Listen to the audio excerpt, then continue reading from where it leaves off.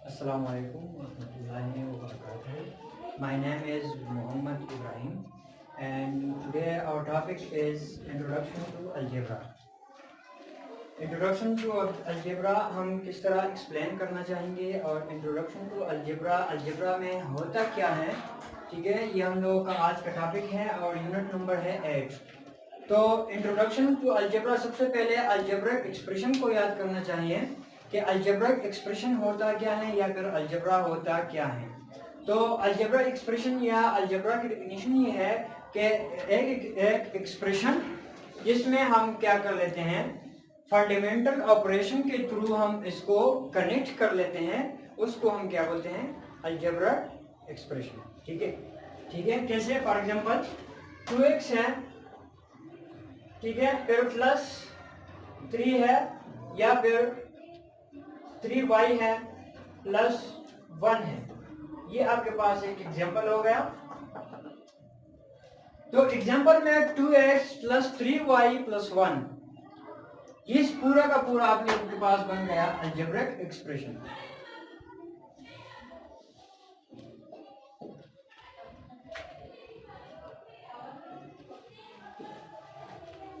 पूरा का पूरा आपके पास अलजेब्रिक एक्सप्रेशन है। ठीक है।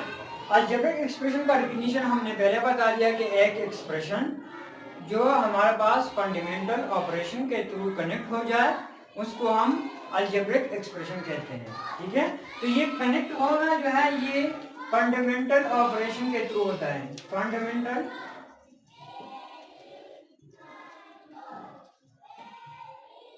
ऑपरेशन, फंडामेंटल ऑपरेशन क्या होते हैं, वो हमारे पास एक है प्लस, एक है माइनस, एक है मल्टीप्लिकेशन और एक है एडिशन। ठीक है। ये हमारे पास टोटल के टोटल फंडामेंटल ऑपरेशन बन जाते हैं। तो इसके थ्रू हम जो कनेक्ट करते हैं एक्सप्रेशन को, ठीक है। एक्सप्रेशन क्या होता है,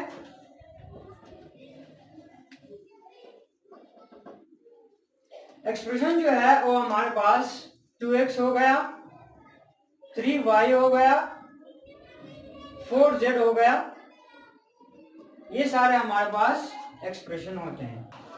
एक्सप्रेशन है क्या चीज, उसमें दो टाइप्स के वैल्यूज होते हैं। एक को हम कहते हैं जो नंबर में आ जाते हैं उसको हम कहते हैं कोएफिशिएंट।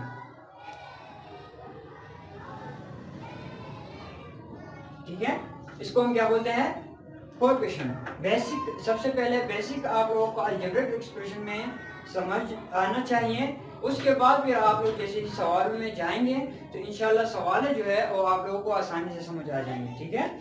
इसके बाद जो x है उसको हम सिंबल्स बोलते हैं, सिंबल्स ऑफ वेरिएबल्स। ठीक है।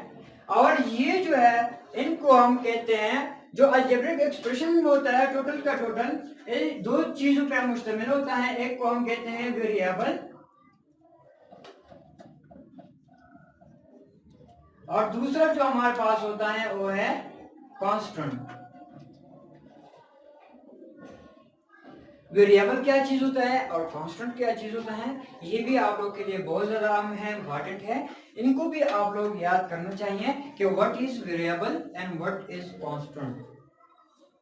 तो सबसे पहले वेरिएबल समझ आना चाहिए कि वेरिएबल वो चीज होता है जिसमें हमारे पास अननोन वैल्यूज आ जाए। मींस के अननोन वैल्यू का मतलब ये है कि x y z इसमें आ जाए, अल्फाबेटिक्स आ जाए, उसको हम वेरिएबल्स कहते हैं। फॉर एग्जांपल 2x जो है ये हमारे पास एक वेरिएबल है, इसमें अननोन वैल्यू है जो कि x की वैल्यू हम फिर फाइंड कर लेते हैं और उस फाइंड करने के बाद फिर हम लोग क्या कर लेते हैं, उसमें पुट कर लेते हैं और पुट करने के बाद हमारे पास एक आंसर आ जाता है। ठीक है। इसी तरह जो 1 है, ये 1 क्या है, ये हमारे पास कांस्टेंट बन जाते हैं। जो न्यूमेरिक आ जाते हैं, सिर्फ और सिर्फ न्यूमेरिक आ जाते हैं, उसको हम क्या बोलते हैं, उसको हम बोलते हैं कांस्टेंट। ठीक है। तो अलजेब्रिक एक्सप्रेशन का मतलब क्या है, डेफिनेशन मैंने पहले बता दिया था, अभी दोबारा से रिपीट करना चाहता हूं कि एक एक्सप्रेशन जो फंडामेंटल ऑपरेशन के थ्रू कनेक्ट हो जाए उसको हम क्या बोलते हैं, अलजेब्रिक एक्सप्रेशन। ठीक है। अलजेब्रिक एक्सप्रेशन में फिर एक एग्जांपल हम दे देते हैं। फॉर एग्जांपल कि अलजेब्रिक एक्सप्रेशन में हमारे पास टर्म कितने होंगे, ठीक है, टर्म्स कितने होंगे और इसके साथ साथ कोएफिशिएंट कितने होंगे, कोएफिशिएंट क्या चीज होते हैं और इसके साथ साथ अलजेब्रिक टर्म क्या चीजें होते हैं। फॉर एग्जांपल ये एक है हमारे पास 3x, इसमें हमने फाइंड करना है अलजेब्रिक टर्म को फाइंड करना है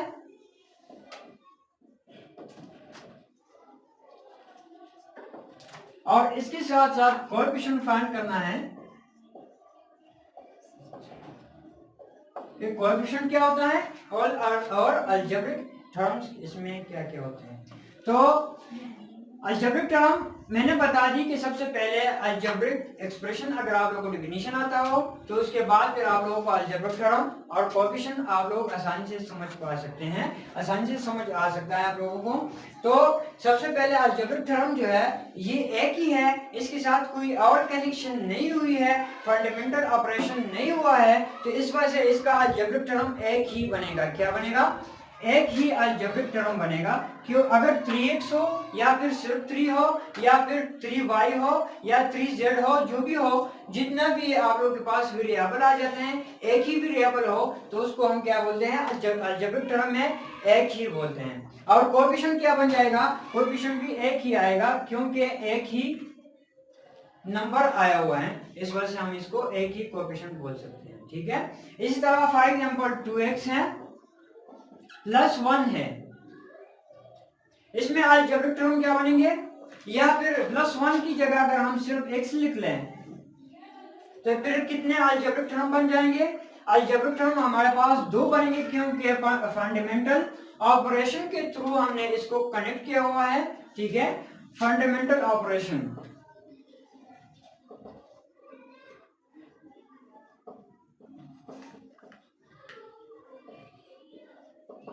फंडामेंटल ऑपरेशन के थ्रू हमने इसको कनेक्ट किया हुआ है, इस वजह से इसके अलजेब्रिक टर्म जो है वो कितने बन जाएंगे?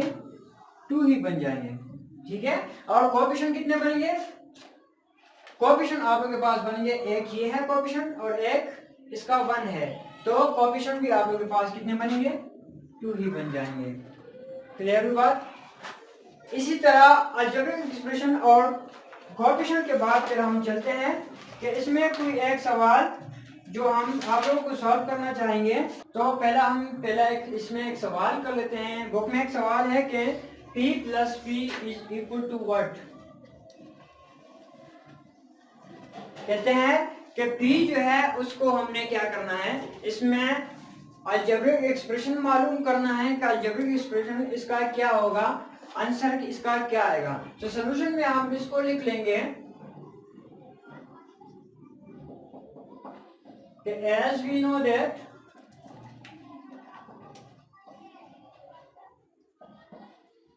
p plus p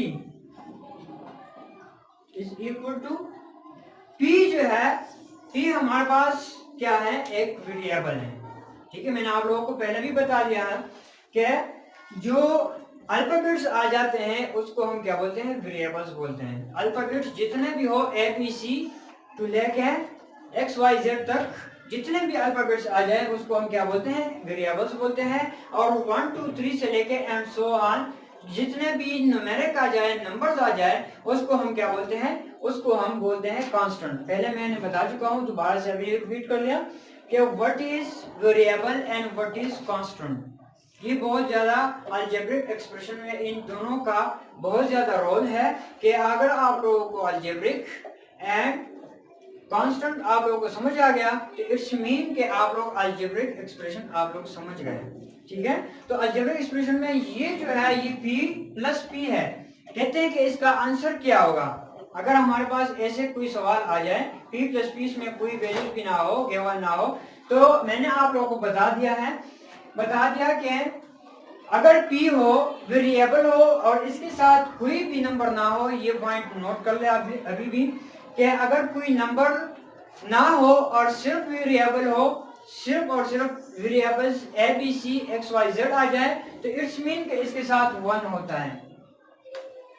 ठीक है, लेकिन लिखने की जरूरत नहीं है, डजंट मैटर अगर आप लोग लिखें या ना लेते हैं। तो p plus p is equal to, आप लोगों के पास 1 है, 1p इधर है और 1p इधर ही है, तो इसका मतलब के बीच में फंडामेंटल ऑपरेशन हुआ है, अलजेब्रिक एक्सप्रेशन का एक सवाल बना हुआ है। इसकी वजह से फिर जो ऑपरेशन हुआ है, ऑपरेशन को हमने देखना है कि कौन सा ऑपरेशन है। तो प्लस वाला ऑपरेशन है, प्लस वाले ऑपरेशन के लिए हम क्या करेंगे कि 1 प्लस 1 क्या आ जाएगा, 1 प्लस 1 इज इक्वल टू 2 आएगा और p अपनी जगह आ गया। तो आपके पास जो आंसर बनेगा वो आप लोगों का बनेगा 2p। इस तरह एक और एग्जांपल मैं आप लोगों को बता दूं कि क्वेश्चन है दूसरा, 7y minus y plus 3y। तो कहते हैं कि इसका सॉल्यूशन निकालने कि इसका आंसर क्या बनेगा। इसका ये है आपके पास अलजेब्रिक एक्सप्रेशन का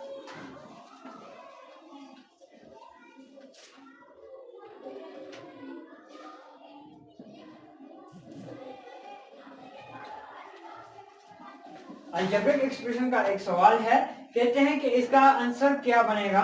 तो हम अगर कहें बताएं कि सॉल्यूशन में कहें 7y minus y plus 3y, सबसे पहले तो हमने देखना है कि जो सेम फंडामेंटल हुआ ऑपरेशन, सबसे पहले कोशिश करेंगे कि उसका हो जाए, फिर उसके बाद जो डिफरेंट फंडामेंटल हो तो उसकी फिर डिफरेंट फंडामेंटल हो जाए उसके बाद। तो सबसे पहले जो सेम फंडामेंटल है वो 7y है, फंडामेंटल ऑपरेशन प्लस 7y है और प्लस 3y है। तो कोशिश करेंगे कि हम सबसे पहले इन दोनों को सॉल्व कर लें, फिर उसके बाद जो चेंज वाला फंडामेंटल ऑपरेशन हुआ है, माइनस वाला हुआ है, तो उसको फिर हम बाद में ही उसको क्या कर लेंगे, सॉल्व कर लेंगे उसी के साथ। तो 7y प्लस 3y हम एक तरफ लिखेंगे, माइनस y हम उसके बाद लिखेंगे। ठीक है, इसके बाद जो आप लोगों के पास आंसर आएगा वो क्या हो जाएगा कि 7y plus 3y is equal to, 7 numbers को हम इन दोनों नंबर्स को प्लस करना है, 7 plus 3 is equal to 10y minus y।